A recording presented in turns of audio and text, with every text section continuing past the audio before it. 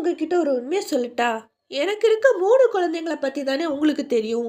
ஆனா உண்மையிலுமே எனக்கு 4 குழந்தைங்க இருக்காங்க அப்படின்னு கல்பனா சொன்னாங்க. இதை கேட்ட லக்ஷ்மி, என்னங்க சொல்றீங்க? உங்களுக்கு 3 குழந்தைங்க தானே?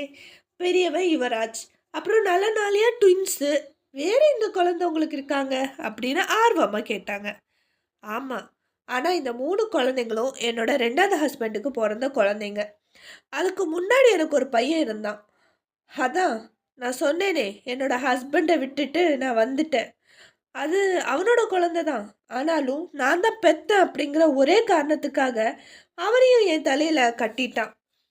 ஆனா யுவராஜ் ரொம்பவே புத்திசாலி. அவன் கையில 10 கம்பெனி கொடுத்தாலும் அழகா நடத்துவான்.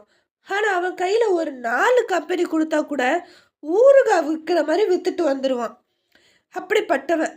ஆனா அப்பனை போல திமிரு மட்டும் கொஞ்சம் கூட குறையல.